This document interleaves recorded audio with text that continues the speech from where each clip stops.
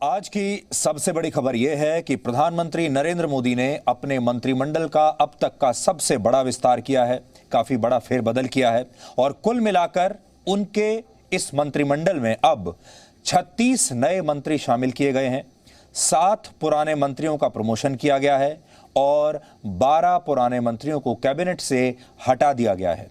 सबसे बड़ी खबर है कि देश के 4 बड़े मंत्रियों का इस्तीफा हो गया है। इनमें स्वास्थ्य मंत्री डॉक्टर हर्षवर्धन हैं, कानून और आईटी मंत्री रविशंकर प्रसाद, सूचना एवं प्रसारण मंत्री प्रकाश जावड़ेकर और शिक्षा मंत्री रमेश पोखरियाल निशंक का नाम इसमें शामिल है।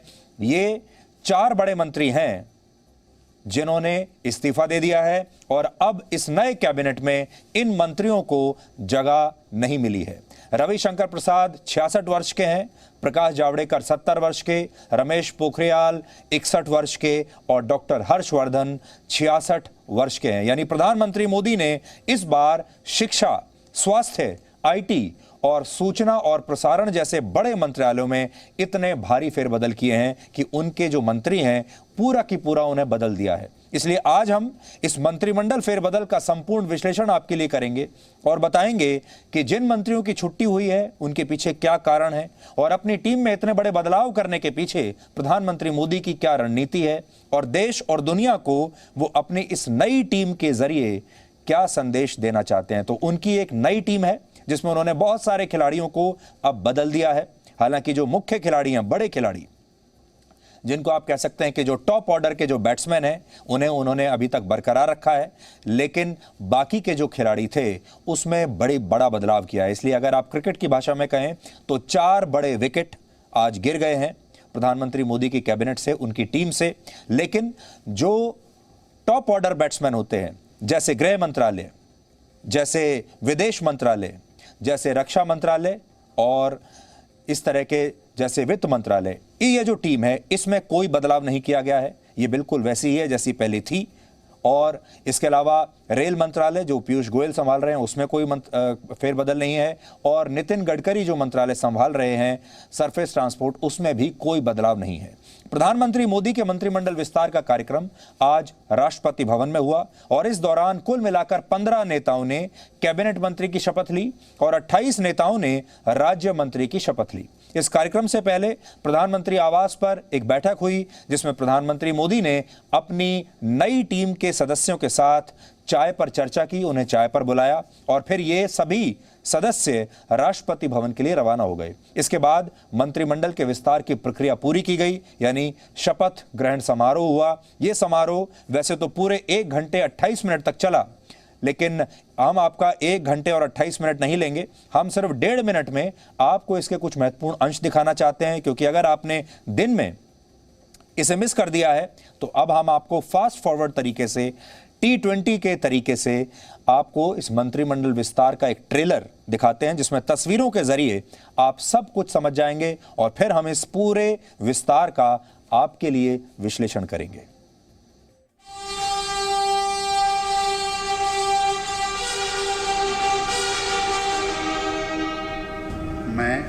मैं नारायण तातुराणी, मैं अनुराग सिंह ठाकुर, मैं ज्योतिरादित्य माधवराव सिंधिया, मैं किरण रिजिजू, आई सर्वानंद सोनोवाल, मैं अनुप्रिया सिंह पटेल ईश्वर की शपथ लेता हूँ कि मैं विधि द्वारा स्थापित भारत के संविधान के प्रति सच्ची श्रद्धा और निष्ठा रखूंगा। मैं भारत की प्रभुता और अखंडता अक्षुण्ण रखूंगा। मैं संघ के मंत्री के रूप में अपने कर्तव्यों का श्रद्धापूर्वक और शुद्ध अंतःकरण से निर्वहन करूंगा तथा मैं भय या पक्षपात, अनुराग या द्वेष के बिना सभी प्रकार के लोगों के प्रति संविधान और विधि के अनुसार न्याय करूंगा। ईश्वर की शपथ लेता हूं कि जो विषय संघ के राज्य मंत्री के रूप में मेरे विचार के लिए लाया जाएगा अथवा मुझे ज्ञात होगा, उसे किसी व्यक्ति या व्यक्तियों को तब के सिवाय जबकि ऐसे राज्य मंत्री के रूप में मैं प्रत्यक्ष अथवा अप्रत्यक्ष रूप से संसूचित या प्रकट नहीं करूंगी।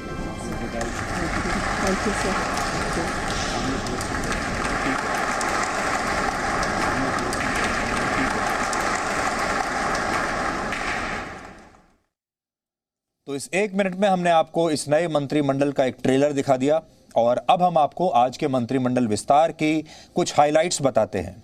आज कुल मिलाकर 43 नेताओं ने मंत्री पद की शपथ ली है, 43, जिनमें से 36 नेता ऐसे हैं जो पहले कभी भी मंत्रिमंडल में नहीं थे और 7 नेता ऐसे हैं जिनका प्रमोशन किया गया है। यानी ये वो नेता हैं जो पहले से ही सरकार में थे, लेकिन अब इनकी भूमिका सरकार में बढ़ा दी गई है, इन्हें प्रमोट कर दिया गया है, कैबिनेट का दर्जा इन्हें दे दिया गया है।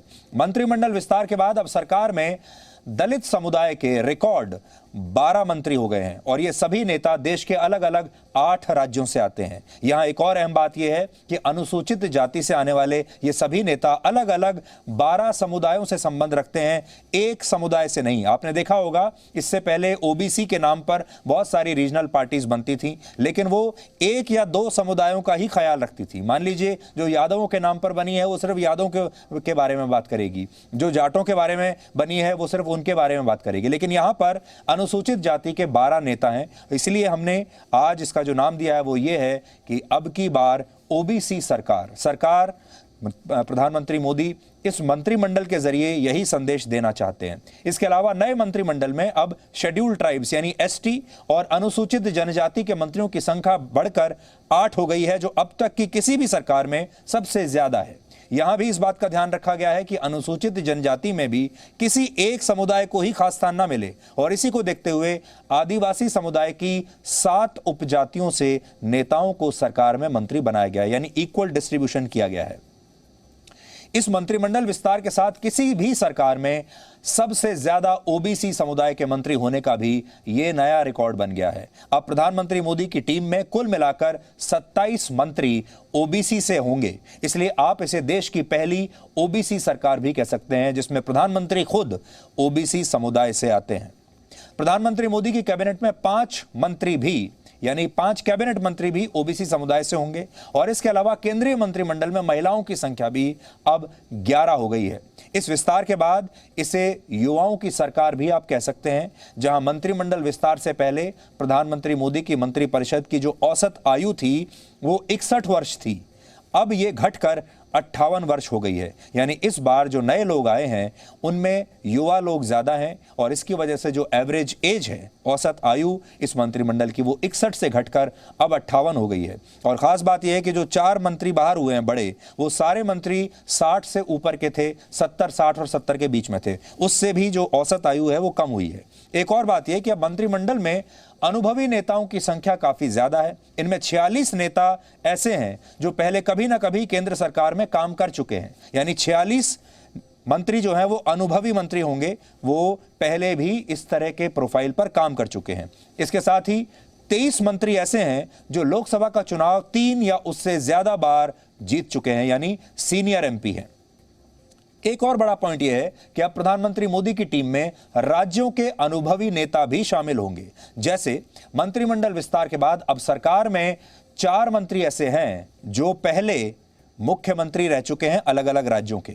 इनमें असम के पूर्व मुख्यमंत्री सर्बानंद सोनोवाल हैं, महाराष्ट्र के पूर्व मुख्यमंत्री नारायण राणे हैं, राजनाथ सिंह खुद पूर्व मुख्यमंत्री रह चुके हैं और अर्जुन मुंडा भी पूर्व मुख्यमंत्री हैं। इसके अलावा प्रधानमंत्री नरेंद्र मोदी भी तो खुद गुजरात के मुख्यमंत्री 4 बार रह चुके हैं। इस मंत्रिमंडल में 18 नेता ऐसे हैं जिनके पास राज्य सरकारों में मंत्री पद का अनुभव है और 39 मंत्री ऐसे हैं जो पहले विधायक भी रह चुके हैं।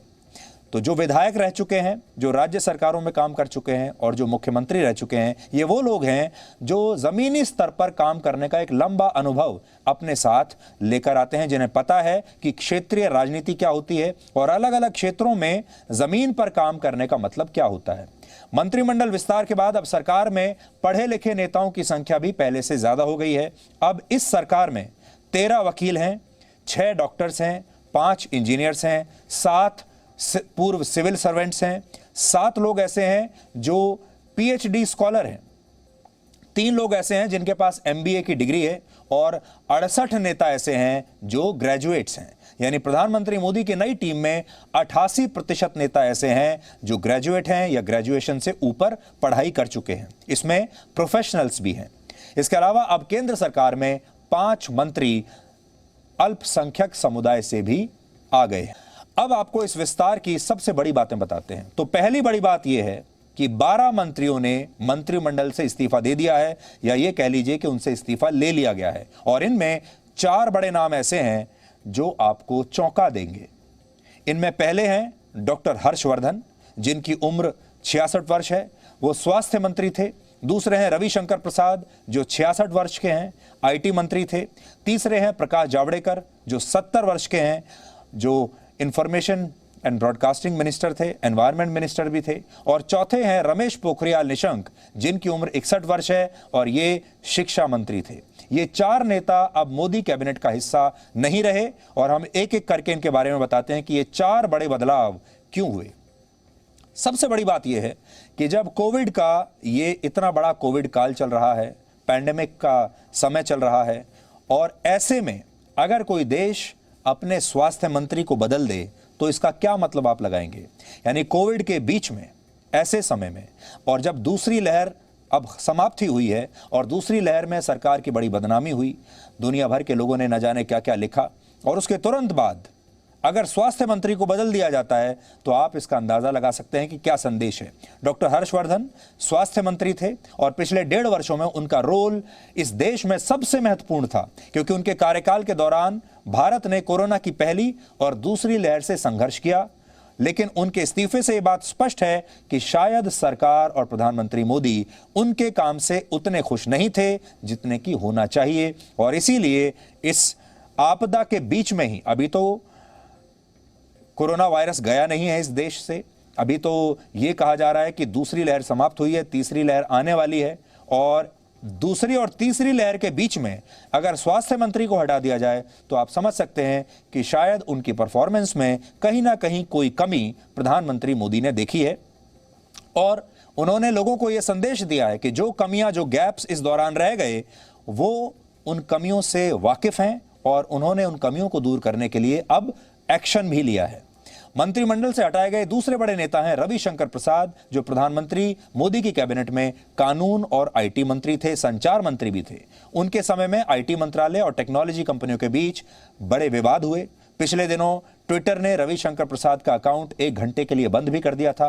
भारत सरकार की लगातार जो है लड़ाई वो ट्विटर जैसी कंपनियों से चल रही थी, और मंत्रिमंडल से उन्हें हटाने का संदेश क्या हो सकता है, इसके अलावा कि सरकार जिस तरीके से उन्होंने इस पूरे मामले को डील किया इस दौरान, शायद सरकार उससे खुश नहीं है, इससे बेहतर काम किया जा सकता था। यह संदेश प्रधानमंत्री मोदी ने देने की कोशिश की है। हालांकि यहां पर एक बड़ी बात, जो हैरानी की बात है, वो ये है कि रविशंकर प्रसाद जो हैं वो सरकार का सबसे बड़ा मुखर चेहरा थे। जब भी सरकार को अपनी कोई बात कहनी होती थी और मामला बड़ा पेचीदा गंभीर होता था, तो सरकार की तरफ से रविशंकर प्रसाद ही सामने आते थे और वही सरकार का पक्ष रखते थे, और बड़े सशक्त तरीके से वो उनका पक्ष रखते थे। लेकिन हाल ही में जो विवाद हुए हैं लगातार बड़ी बड़ी मल्टीनेशनल टेक्नोलॉजी कंपनीज से, शायद उसका असर इस पर पड़ा है आज भी। लेकिन हमारा यह मानना है कि जो ट्विटर से जो विवाद है वो शायद इस पूरे मामले में बहुत छोटा फैक्टर रहा होगा। इसलिए हो सकता है कल आपको बहुत सारे लोग ये कहेंगे कि ट्विटर के साथ विवाद करने की वजह से रविशंकर प्रसाद को अपने पद से हाथ धोना पड़ा। लेकिन हमारा ऐसा मानना है कि यह विवाद इतना बड़ा नहीं हो सकता कि भारत के आईटी मंत्री की और भारत के संचार मंत्री की, लॉ मिनिस्टर की नौकरी इसमें चली जाए। इसके अलावा और बहुत सारे फैक्टर्स हमें लगता है इसमें रहे होंगे, जिसकी वजह से रविशंकर प्रसाद का इस कैबिनेट में रहना मुश्किल हो गया। लेकिन आज ट्विटर वाले बड़े खुश होंगे, जो मल्टीनेशनल बड़ी टेक्नोलॉजी कंपनियां हैं वो भी बड़ी खुश होंगी, और हो सकता है कि ट्विटर कल से उनके इस तबादले को अपनी बहुत बड़ी जीत के रूप में प्रचारित करने की कोशिश करे। इसलिए आज ही हम आपको यह बता रहे हैं कि यह दुष्प्रचार होगा, आपको इस पर विश्वास नहीं करना चाहिए। हालांकि जो ट्विटर की लॉबी है और जो ट्विटर के समर्थक लोग हैं हमारे भी देश में, वो भी ये कहेंगे कि ये उनकी जीत है। रविशंकर प्रसाद का जाना उनकी बहुत बड़ी जीत है।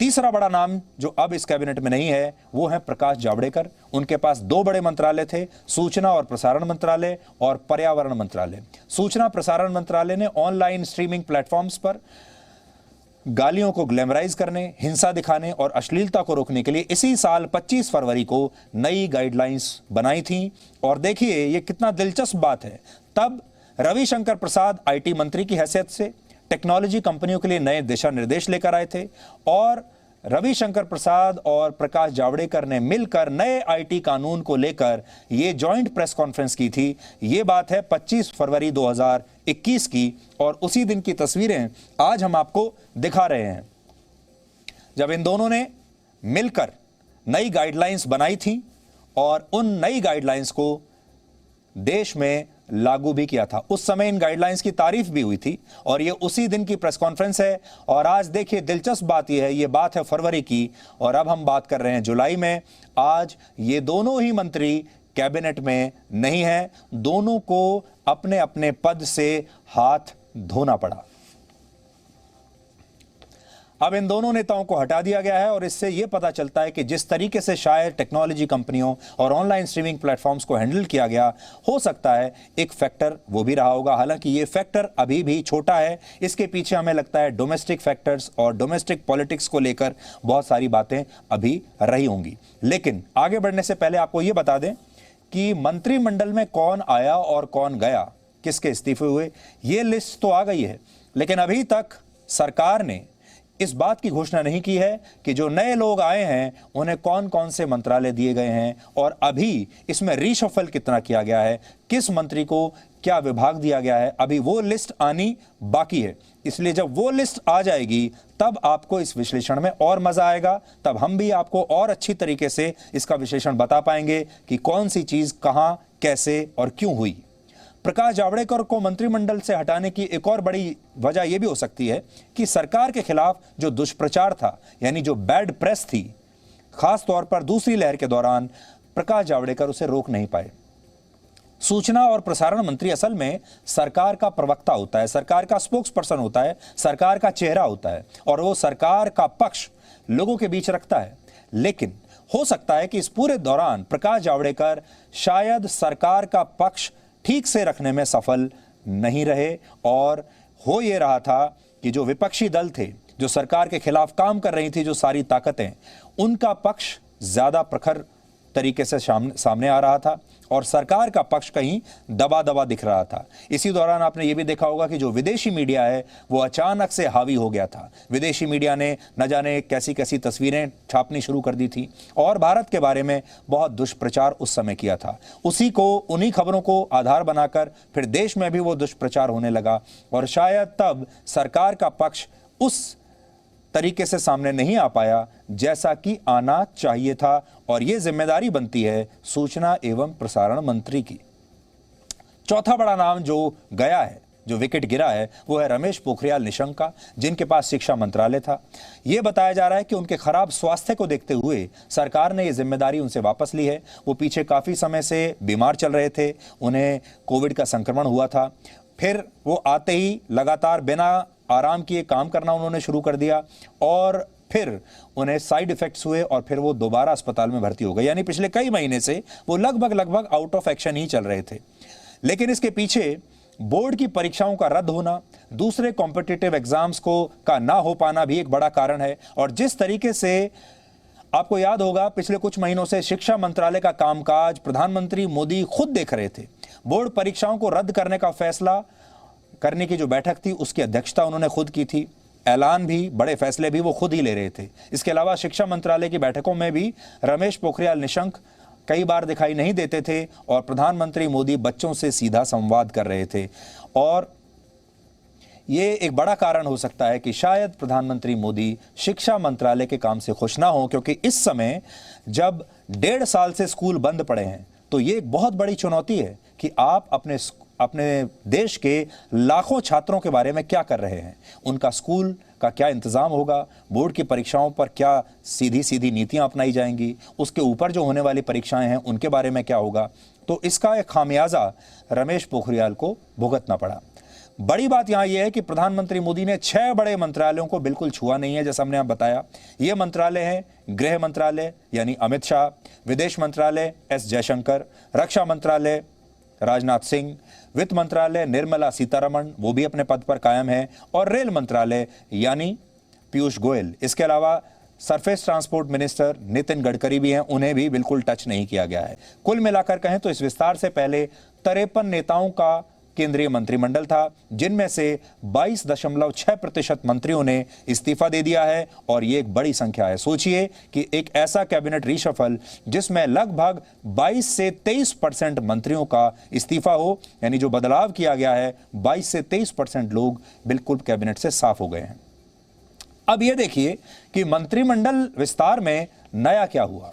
इस बार 36 नए मंत्री आए हैं, यानी इस हिसाब से देखें तो मौजूदा मंत्रिमंडल में लगभग 47% मंत्री नए हैं, यानी आधा मंत्रिमंडल नया है, नई टीम है। आप ऐसा समझ लीजिए कि प्रधानमंत्री मोदी अब एक बार फिर से नई शुरुआत कर रहे हैं, जिसमें वो आधी नई टीम लेकर आए हैं, जिसमें नए खिलाड़ी हैं। वो खिलाड़ी, उनको ऐसा लगता है कि ज्यादा ऊर्जा के साथ खेलेंगे, ज्यादा मेहनत करेंगे, ज्यादा परिश्रम करेंगे और इस टीम में अपनी जगह को टेकन फॉर ग्रांटेड नहीं लेंगे।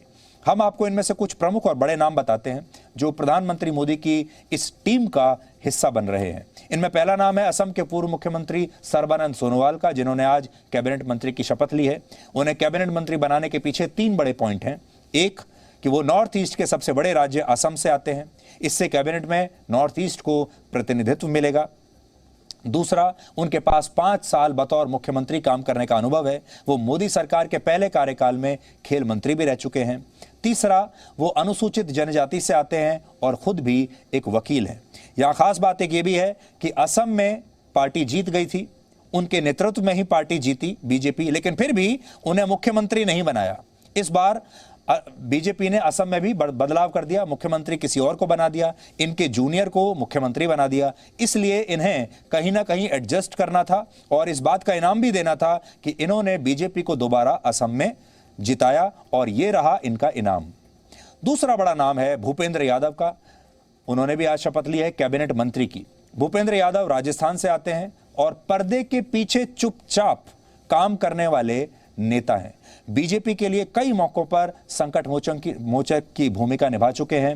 भूपेंद्र यादव ने सह प्रभारी के रूप में बीजेपी को 2013 के राजस्थान चुनाव में विजय दिलाई थी। इसके अलावा वो गुजरात, उत्तर प्रदेश के 2017 के विधानसभा चुनाव में भी बीजेपी को जिता चुके हैं और बिहार में भी जब चुनाव हो रहे थे तब वो बहुत वहां पर एक्टिव थे। यानी कुल मिलाकर वो एक ऐसे कुशल चुनावी रणनीतिकार हैं और उनके पास राजनीति का एक लंबा अनुभव है। खास बात जो उन्हें अलग बनाती है बाकियों से वो ये, पढ़े लिखे हैं, वकील हैं, बहुत सारी संसदीय कमेटियों के मेंबर रह चुके हैं, चेयरमैन रह चुके हैं। उनके इसी अनुभव और काबिलियत को देखते हुए उन्हें कैबिनेट में जगह दी गई है। लेकिन एक और खास बात जो उनकी खास बात मानी जाएगी, बहुत लो प्रोफाइल है, हाई प्रोफाइल बिल्कुल नहीं है, मीडिया से ज़्यादा बात नहीं करते, उन्हें टीवी पर आने का शौक नहीं है, उन्हें अखबारों में अपने इंटरव्यू छपवाने का शौक नहीं है, अपनी तस्वीरें अखबारों में देखने का शौक नहीं है और चुपचाप बिना अपना नाम सामने लाए वो पर्दे के पीछे एक कुशल रणनीतिकार के तौर पर काम करते रहते हैं। बहुत बार देश के लोगों को पता भी नहीं चलता कि जो बड़ा फैसला हुआ है उसके पीछे उनकी कितनी भूमिका रहती है। इसलिए ऐसा जो मेंबर होता है वो किसी भी टीम की एक बहुत बड़ी शक्ति बन जाता है। इसलिए उन्हें बहुत लंबे समय से संगठन में बीजेपी इस्तेमाल करती आ रही है, अब बार बार इस्तेमाल किया जा रहा है, लेकिन इनाम अभी तक कभी कुछ नहीं दिया गया। इसलिए अब पहली बार भूपेंद्र यादव को पुरस्कार दिया गया है उनकी इस लंबी मेहनत और परिश्रम का। तीसरा बड़ा नाम है ज्योतिरादित्य सिंधिया, जो कांग्रेस से इंपोर्ट होकर बीजेपी में आए हैं और बाहरी नेता हैं। उन्होंने मध्य प्रदेश में फिर से बीजेपी की सरकार बनाने में अहम भूमिका निभाई। वो पिछले साल कांग्रेस से बीजेपी में आए और सबसे अहम, उन्हें कांग्रेस में राहुल गांधी की टीम का बहुत मजबूत हिस्सा माना जाता था, राहुल गांधी का खास आदमी माना जाता था। लेकिन अब वो प्रधानमंत्री मोदी की कैबिनेट में काम करेंगे। इसके अलावा सिंधिया पूर्व यूपीए की सरकार में भी केंद्रीय मंत्री रह चुके हैं। इसलिए उनकी जो खास बात है वो ये है, ये जो इस तरह के जो नेता होते हैं ये मौसम वैज्ञानिक की तरह होते हैं, इन्हें पहले ही पता चल जाता है आने वाला मौसम कैसा है। इसलिए चाहे प्रधानमंत्री कोई बने, चाहे सरकार किसी पार्टी की बने, ये हमेशा सदाबहार एवरग्रीन नेता होते हैं और इन्हें हर जगह मंत्री पद मिल ही जाता है। इसलिए ये जब सोनिया गांधी के साथ थे, राहुल गांधी के साथ थे, तब भी इन्होंने मंत्री बनने का पुरस्कार लिया और आज ये नरेंद्र मोदी के साथ हैं, यहाँ पर भी बड़े आराम से बहुत ज़्यादा संघर्ष किए बिना, पहले तो राज्य मंत्री थे, अब ये सीधे कैबिनेट मंत्री बन गए। यानी इस बार पुरस्कार बड़ा है और पुरस्कार बड़ा इसलिए है क्योंकि इन्होंने जब राहुल गांधी की टीम को छोड़ा उस समय जो माहौल बना कुल मिलाकर, उससे राहुल गांधी की जो छवि है, कांग्रेस की जो छवि है, उसे बड़ा धक्का लगा, क्योंकि उनके खास लोग उन्हें छोड़कर बीजेपी में शामिल हो गए और इसी का पुरस्कार अब उन्हें दिया गया है। सबसे अहम, उन्होंने एमबीए की पढ़ाई की, इसलिए पढ़े लिखे हैं, विदेशी यूनिवर्सिटीज़ में पढ़े हैं, हार्वर्ड में पढ़े हैं, स्टैनफोर्ड यूनिवर्सिटी से वो पढ़े लिखे हैं, अंग्रेज़ी बहुत अच्छी बोलते हैं, रॉयल फैमिली से आते हैं, राजा हैं, इसलिए उनका तो इसमें होना लाजमी था और ऐसे लोग बिना मंत्री पद के ज़्यादा दिन रहते भी नहीं हैं और ये भी कभी रहे नहीं। इस सूची में चौथा बड़ा नाम है पशुपति कुमार पारस का। उन्होंने भी कैबिनेट मंत्री की शपथ ली है। पशुपति कुमार पारस स्वर्गीय रामविलास पासवान के सगे छोटे भाई हैं और चिराग पासवान के सगे चाचा हैं और आज अपने भतीजे को एक तरफ हटाकर अपने रास्ते से और अपने बड़े भाई, जो कि इन्हें राजनीति में खुद लेकर आए थे बड़े प्यार से, उन्हीं के लड़के को रास्ते से हटाकर आज इन्होंने मंत्री पद हासिल कर लिया। इस समय लोक जनशक्ति पार्टी में चिराग और पशुपति कुमार पारस के बीच टकराव चल रहा है। चिराग पासवान को उम्मीद थी कि उनके पिता रामविलास पासवान की मृत्यु के बाद केंद्र सरकार में उन्हें मंत्री बनाया जाएगा, लेकिन हुआ कुछ और उनकी जगह उनके चाचा, जो अब उनके बिल्कुल खिलाफ हो चुके हैं, उन्होंने ये कैबिनेट मंत्री का पद ले लिया। इसी को राजनीति कहते हैं। राजनीति में कोई किसी का सगा नहीं है। राजनीति में कल क्या होगा आप कह नहीं सकते। आज चिराग पासवान से हमारी टीम ने बात की और उन्होंने कहा कि वो अपने चाचा के खिलाफ कानूनी लड़ाई लड़ेंगे और चिराग पासवान आज बहुत परेशान हैं, क्योंकि बिहार के चुनाव के दौरान उन्होंने आंख बंद करके बिना राजनीतिक सूझबूझ का इस्तेमाल किए खुलकर नीतीश कुमार के खिलाफ चुनाव लड़ा था, नीतीश कुमार को जबरदस्त नुकसान पहुंचाया था और बीजेपी ने जैसा कहा उन्होंने किया, लेकिन पुरस्कार ले गए उनके चाचा। पार्टी के तौर पे बनाया जाएगा तो डेफिनेटली इसका मुझे एतराज़ है और मैंने इस बात को कहा है कि मैं कोर्ट जाऊंगा अगर उनको लोजपा के कोटे से। देखिए, पूरी तरीके से प्रधानमंत्री जी का अधिकार क्षेत्र होता है कि आप किसको आप मंत्री बनाते हैं, किसको आप मंत्री नहीं बनाते हैं, बट अगर आप मेरी पार्टी के कोटे से किसी को मंत्री बना रहे हैं तो उसमें ज़रूर मुझे एतराज़ होगा। क्यों? क्योंकि इन लोगों को पार्टी से पहले ही निष्कासित किया जा चुका है, इन लोगों को पार्टी से निकाला जा चुका है, ये जो 5 सांसद हैं। तो ऐसे में मेरी पार्टी के नाम का अगर इस्तेमाल होगा कि भाई लोक जनशक्ति पार्टी के कोटे से आप इनको बना दीजिए, अगर इनको आपको जदयू के कोटे से बनाना है तो जाएँ पहले जदयू की सदस्यता ग्रहण करें। ये नहीं हो सकता कि भाई आप किसी दूसरे के कोटे से बनेंगे और सदस्य आपको बताना ना होगा कि आप मेंबर ऑफ पार्लियामेंट आप किस पार्टी से हैं, आप जदयू से हैं, आप भाजपा से हैं कि आप इंडिपेंडेंट हैं, क्योंकि लोक जनशक्ति पार्टी से तो आप नहीं हैं। तो आपको पहले ये डिसाइड करना होगा कि आप किस पार्टी के सदस्य हैं। हालांकि चिराग पासवान की जगह पशुपति कुमार पारस को कैबिनेट मंत्री बनाने के पीछे एक ठोस वजह है। जैसे उनके पास बिहार की राजनीति में लंबा अनुभव है, जो चिराग पासवान के पास नहीं है। वो नीतीश कुमार की सरकार में कैबिनेट मंत्री रह चुके हैं, 3 बार विधायक रह चुके हैं, 2019 के चुनाव में पहली बार सांसद का चुनाव भी जीता और इसके अलावा वो ग्रेजुएट भी हैं। नए मंत्रियों में एक और बड़ा नाम है मीनाक्षी लेखी का, जिन्होंने आज केंद्रीय राज्य मंत्री की शपथ ली है। मीनाक्षी लेखी नई दिल्ली लोकसभा सीट से सांसद हैं। 2014 से इस सीट पर उनका कब्जा है, दूसरी बार यहां से जीती हैं। बड़ी बात यह है कि उनकी राजनीति दिल्ली के मुख्यमंत्री अरविंद केजरीवाल के खिलाफ काफी आक्रामक रहती है और सबसे अहम, मीनाक्षी लेखी कई वर्षों से सुप्रीम कोर्ट और दिल्ली हाई कोर्ट में वकालत करती रही हैं। बहुत सारे मामले, बहुत सारे PIL उन्होंने ऐसे फाइल किए हैं जिससे उन्होंने विपक्षी नेताओं को बहुत नुकसान पहुंचाया है और सरकार की बड़ी मदद की है। वो एक बहुत अच्छा लीगल माइंड है, बहुत अच्छी वकील है। आज हमने प्रधानमंत्री मोदी की टीम में शामिल होने वाले कई नए मंत्रियों से बात की है, क्योंकि टीम में उन्हें नई नई जगह मिली है। अब आज उनकी नई पारी की शुरुआत हो रही है, इसलिए जाहिर है सारे लोग जोश में हैं, सारे लोग खुश हैं। अब वो आगे कितने रन बनाते हैं, कितने विकेट लेते हैं, ये आपको उनकी बातों से पता चलेगा। मैं एक ही चीज़ कहना चाहता हूँ कि जो जिम्मेदारी और जो अवसर प्रधानमंत्री नरेंद्र मोदी जी ने मुझे प्रदान की है, मैं हृदय की गहराइयों से उनके प्रति कृतज्ञ हूँ और मेरी कोशिश रहेगी कि हर मेहनत के साथ और हर संभव प्रयास के साथ उनके आशाओं पर खड़े उतर पाऊँ। मुझे जानती हो कि 20 साल से कि जो भी जिम्मेदारी दी जाती है एक कार्यकर्ता के रूप में मैं जरूर कार्य करूँगा और हर संभव प्रयास मैं जरूर